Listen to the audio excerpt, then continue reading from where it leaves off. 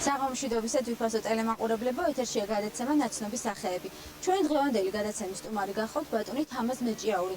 უფრო დაწვრილებით კი მის შესახებ ჩვენი გადაცემიდან შეიტყობთ, ასე რომ დარჩით ჩვენთან ერთად. ბლიც ანკეტა. დაბადების ადგილი თიანეთის რაიონის სოფელი ჟებოტა. ზოდიაქოს ნიშანი მშვილდოსანი. ოჯახური მდგომარეობა დაოჯახებული. საყვარელი საჭმელი სულგუნი კვერცხში შემწვარი. საყვარელი სასმელები კონიაკი, ვისკი და შავი ღვინო. ჰობი მოგზაურობა, განსაკუთრებული ნიჭი მათემატიკის, საყვარელი მწერლები ვაჟა, გალაქტიონი, კონსტანტინე გამსახურდია, ნოდარ დუმბაძე, წელიწადის საყვარელი დრო, გაზაფხული, საყვარელი ფერები, თეთრი, შავი და მწვანე. ბიოგრაფიული შტრიხები.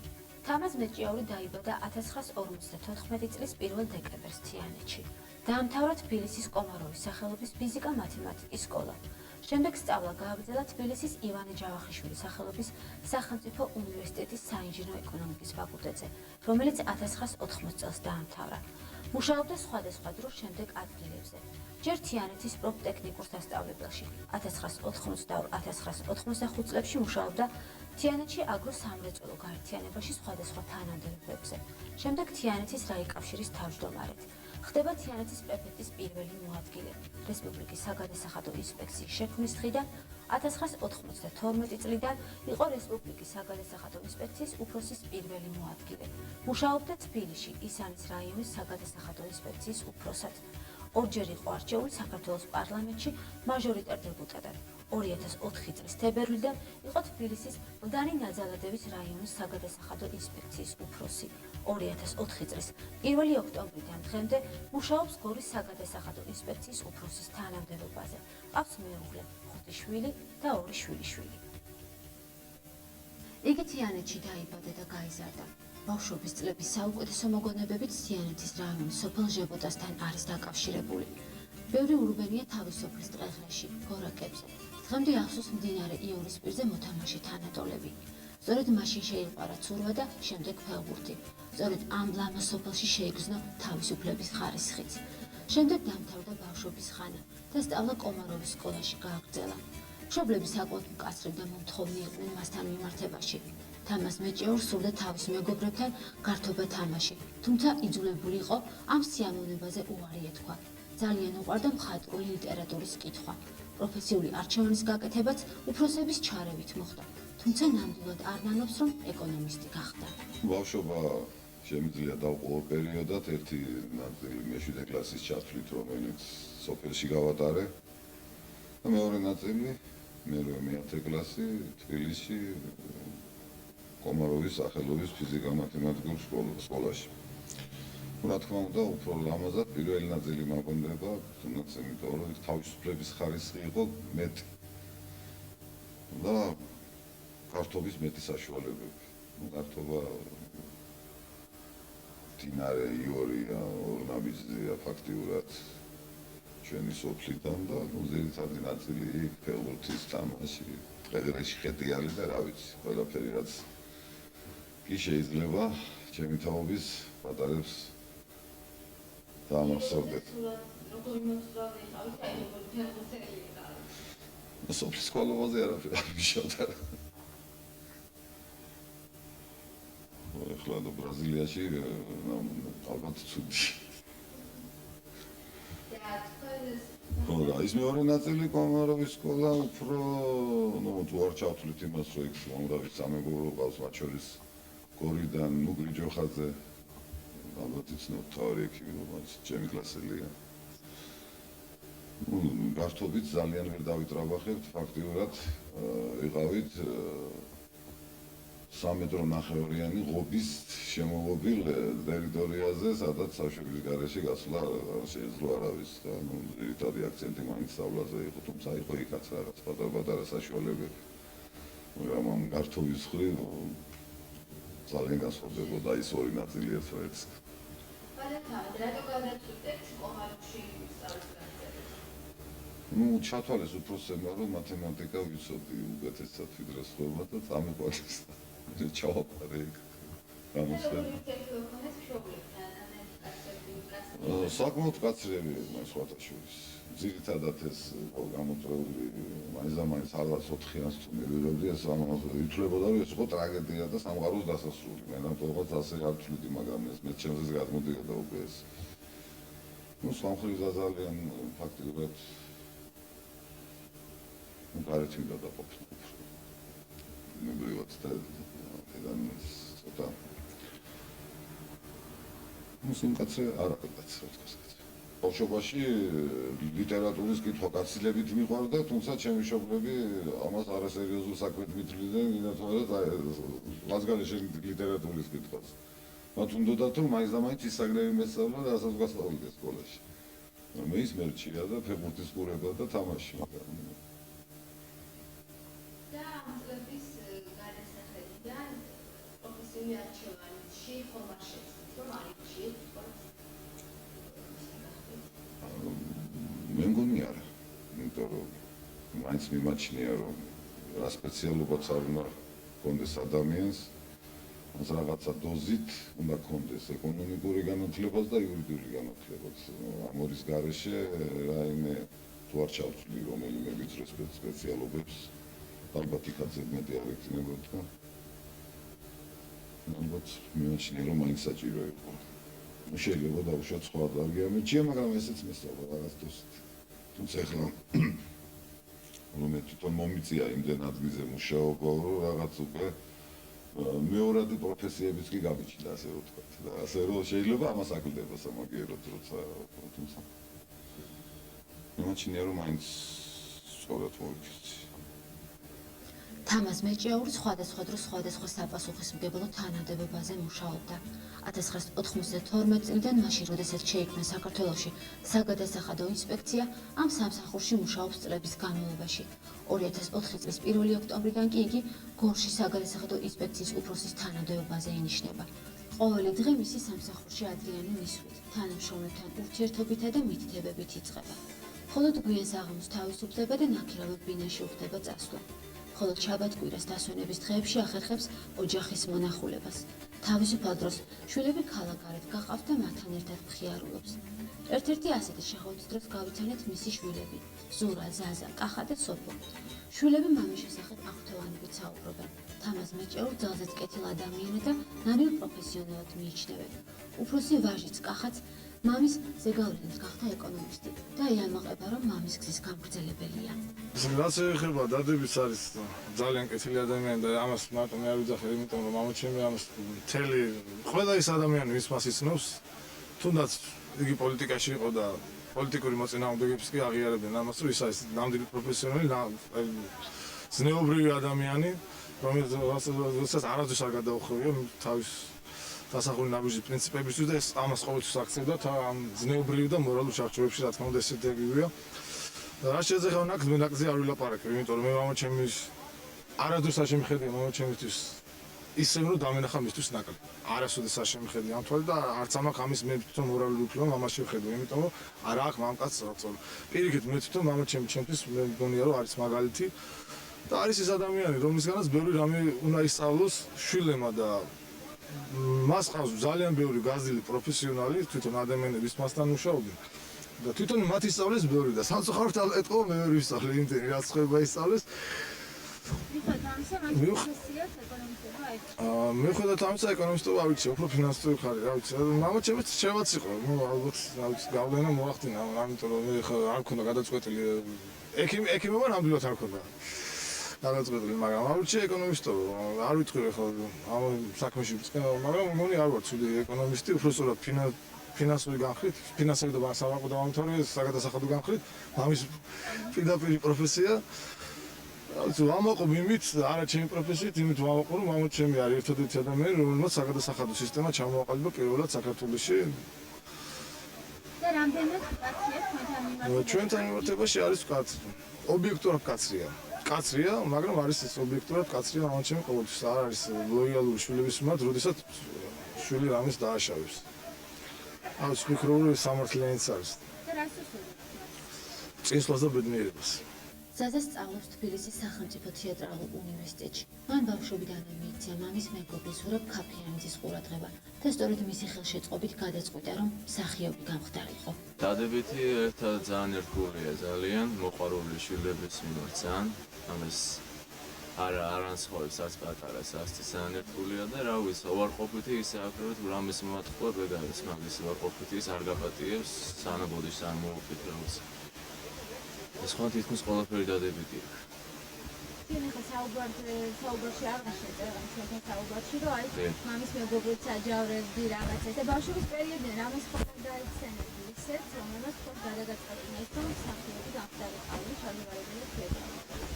ბავშვობიდან რა ვიცი, ახლა ზურაბ ქაფიანიძე იყო ბატონი ზურაბ ქაფიანიძე ჩამოსულ და რაღაც პატარა ის გავაკეთე, როგორი ეწიუდის. და თან კიდე გადაწყვიტა ეუბნებოდეს მამა ჩემი რომ ესეთ იმას აკეთებს ესე ჩემ მეგობრებს ის და რა უხოთ ამას რომ მეუბნებოდნენ იურიდიული ეკონომიური და არ მინდოდა ეს იურიდიული რომ მეთქი საერთოდ არ ვისწავლი მე ჩამოვარებინე მე ზურამ ეს რომ ნახე ეს ყველაფერი რაღაც პატარა ის გავაკეთე მე ზურაბ ქაფიანიძე ხო რამაც მე წავიყვანე წამოვედი მოსამსაზე ჩემი იზა აი მამამ რამდენად იქონია ზეგავლენა ძალიან პირიქით რაც შეესწრო ყველაფერი გამიგეთ ნათას პრობლემები მქონდა ხო აპარატზე ამ ის კვირა რა ვიცი რაც შეესწრო ყველაფერი გამიგეთ და ძალიან უნდა რომ ჩამოვარებინო ეხლა როგორი ურთიერთობები ოდესმე ამჟამად მამასთან დღესდღეობით ძალიან კაი ურთიერთობა როგორც ყოველთვის მაგრამ რა ვიცი დაბრაზებული იყო ერთადერთი იმაზე რა რატო გადაწყვიტე მალე ის რატო ეს გადაწყვეტე თორე აუ შეუძლებელი ურთიერთობა რატო რა გადაწყვეტე ცოლის მოსახლეობა ცოლის ერთადერთი ეგ მიხარია რომ სადაც გავალა გამოტითმის ყველა ისე თბილისში რა ვიცი ყველგან რომ ცუდი ამსმენია მაგაზე და არ ვარ ცუდი ამემიშვილი ადამიანშვილი ძმამ ბედნიერი ვარ მაგით ზურა მეჭიაური კი იურისტია, სწავლობს ივანე ჯავახიშვილის სახელობის სახელმწიფო უნივერსიტეტის სოხუმის ფილიალში მეოთხე კურსზე. იგი აღნიშნავს, რომ როდესაც წამოიზარდნენ, მამა მათთან მიმართებაში უფრო მომთხოვნი და მკაცრი გახდა. მამის სურვილი საწინააღმდეგოდ იგი იურიდიულზე აბარებს, რადგანაც ეკონომისტობა არ სურდა. ბატონ თამას პროფესიულ წარმატებებსა და სასიკეთო საქმეების კეთებას უსურვებს. შვილების მიმართ დადებითად გამოირჩევა, ყველა ერთნაირად უყვარს. ერთნაირი მოთხოვნები აქვს. ამ გამაიც მკაცრი არ არის, მაგრამ მომთხოვნია რა, რაც მე მგონი დადებითად უნდა ჩაითვალოს მშობლისთვიდან შვილებისადმი. რა ვიცი. როგორი იყო შენთან მიმართებაში ბავშვობაში და ეხლა უკვე რა საკმაოდ მოგძილი ხარ, აი ხა შენთან მიმართებაში როგორია? ბავშვობაში უფრო ნობიერი, მაგრამ ეხლა შედაებით სიმკაცრე გამოირჩევა, მაგრამ როგორც მოგახსენეთ უკვე, მაინც კაცრი არ არის შვილების მხრიდან. მაგრამ მოთხოვნია რა ძირითადად. ეს შენ პროფესიულ არჩევანზე მამამ იქონია განიზე გავლენა? მამაც ჩემს თვითონ ეკონომიური აქვს დამთავრებული. თან კომაროვი ჯერ დაამთავრა კომაროვის სკოლა. აქედან გამომდინარე ბავშვობიდან მეუბნება, რომ მეც კომაროვში მესწავლა და შემდეგ ეკონომიურზე გამიზრდებინა სწავლა, მაგრამ ჩემი არჩევანი ძირითადად შეჩერდა იურიდიულზე, რადგან მაინც უფრო ჰუმანიტარულ საგნებზე მქონდა მიდრეკილება და აქედან გამომდინარე ჩემი არჩევანია ეს პროფესია აღნიშნული. რაც უსურვებ იმას. რა ვიცი, პროფესიულ წარმატებას პირველ რიგში და ხალხისათვის სასიკეთო საქმეების კეთებას. პატარა სოფო 6 წლისაა. ცდილობს მამა არ გააბაროს, რადგანაც განსაკუთრებულად უყვარს. მამა მას ხშირად ანებიურებს ტკბილეულითა და საჩუქრებით. პატარა სოფოს გადაწყვეტილი აქვს, რომ აუცილებლად პედიატრი გახდეს. თუ რამდენად მოახერხებს ამოცნების შესრულებას, ამას უკვე მომავალი გვიჩვენებს. მანამდე კი სოფო მხოლოდ ლექსების თამამად თქმას ახერხებს. იაია და გიკნი ფურწოა და კოპწია დეძღე და გაზაფხული ერთად მოვილოცნია. ვები კოსტანი, კარი, ენერგია მასწავლებელი, კარი, კარი, რომ საფესინია,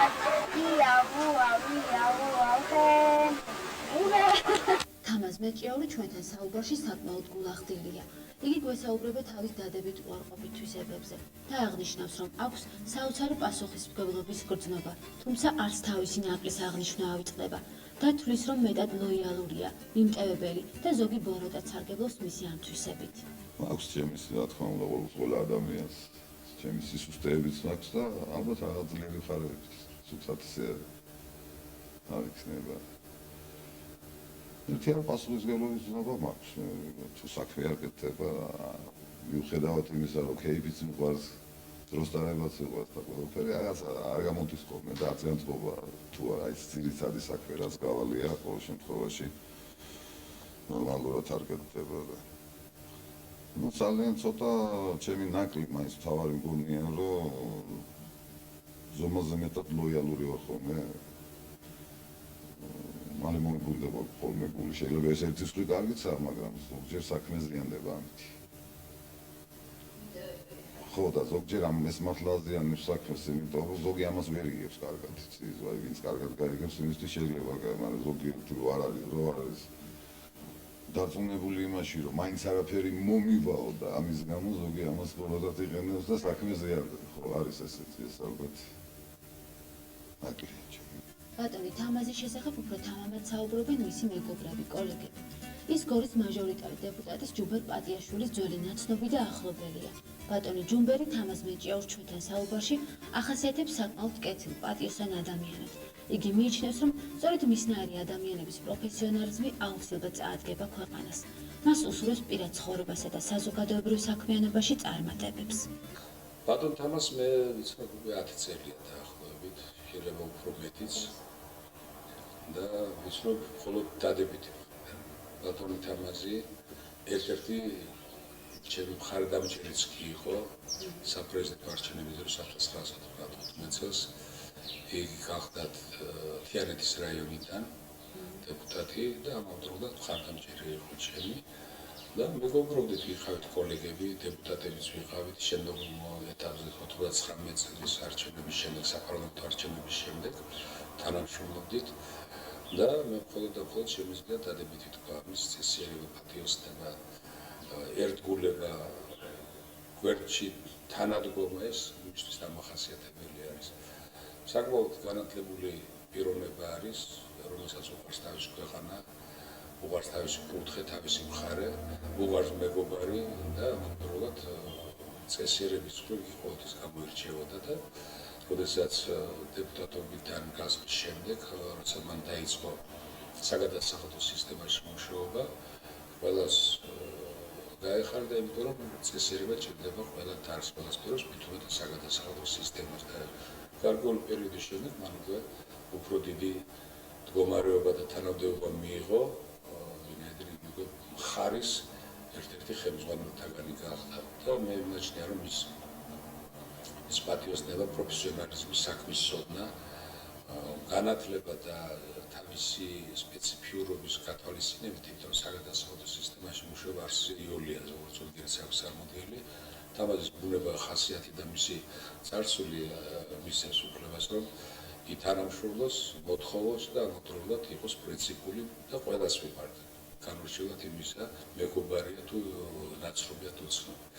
მთლიანობაში მე შემიძლია თქვა, რომ თამაზ მეჭიაურის სახით მე მყავს საკმაოდ საინტერესო და კარგი მეგობარი კაცი, ქართველი ვაჟკაცი, რომელიც ოჯახიშვილი, ოჯახის პატრონი, სულ რამოდენიმე ხნის წინ მას იუბილეც ჰქონდა, სადაც გამოჩნდა მისი ოჯახის წარმომადგენლობა იყო, შესანიშნავი ბავშვები და მე მინდა რომ მას წარმატება და გამარჯვება უსურვო. თამაზ მეჭიაურს ძალიან უყვარს ბუნება, ბევრს მოგზაურობს. თუმცა ამჟამინდელი სამსახურებრივი საქმიანობიდან გამომდინარე, ამ ყველაფერს ნაკლებად ახერხებს. თავისუფალ დროს თუ გამონახავს ოჯახთან და მეგობრებთან ერთად, ბუნებაში ქალაქ-გარეთ გადის. იქ ქართულ ტრადიციას არ ღალატობს და ქართულ სუფრაზე მოილხენს ხოლმე. სომს განსაკუთრებულად ტრადიციულ სადღეგრძელოებს და ქვეყნის ლამაზ მომავალზე ოცნებობს. ჩვეულებრივი ქართველი ვარ და რა თქმა უნდა, მეგობრებიც უყვარს, სუფრაც უყვარს, თუ ამის განწყობაც არ რა თქმა უნდა. ახლა სადღეგრძელოებსაც ვამბობ ახლა სუფრას სადღეგრძელოს გარეშე არ ვიქცევ. ახლა რაღაც გამორჩეულად და ძირითადად მაინც ის ტრადიციული სადღეგრძელოებით ვიწყებთ ხოლმე დაწყობილები. ერთი სადიდებელი სალოცავები ქვეყანა და ასე შემდეგ. არის რა თქმა უნდა მეორე ნაწილი ხოლმე სადაც უფრო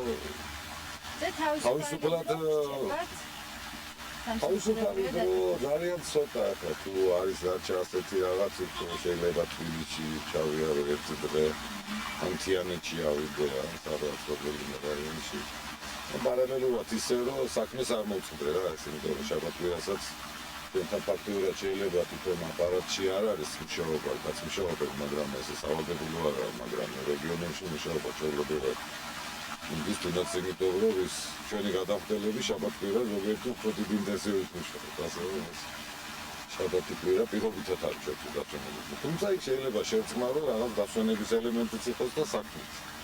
დღევანდელ გადაცემაში სათქმელი იქნება, თუმცა გასაკეთებელი, საძიებელი კვლავაც ბევრია. რთული ადამიანის ერთ გადაცემაში განვლი გზის შეფასება. ჩვენ უბრალოდ ტელეპორტრეტი წარმოვიდგინეთ იმ ადამიანისა, რომელმაც თავისი ხელი დაატყო საგადასახადო ინსპექციას და რომელსაც სამოვალოდ ჯერ კიდევ ბევრი რამ აქვს განსახორციელებელი ჩვენი სამშობლოს საკითხით დღეოდ. ჩვენი გადაცემა დასასრულს მივახლოვ და ჯიშბასო ტელემაყურებლებო, ჩვენ ერთ კვირაში კვლავ შევხვდებით ერთმანეთს და ისე თქვენთვის საინტერესო ნაცნობ სახეს წარმოგიდგენთ ოჯახურ გარემოში. დიდი მადლობა ყურადღებისათვის, ნახვამდის.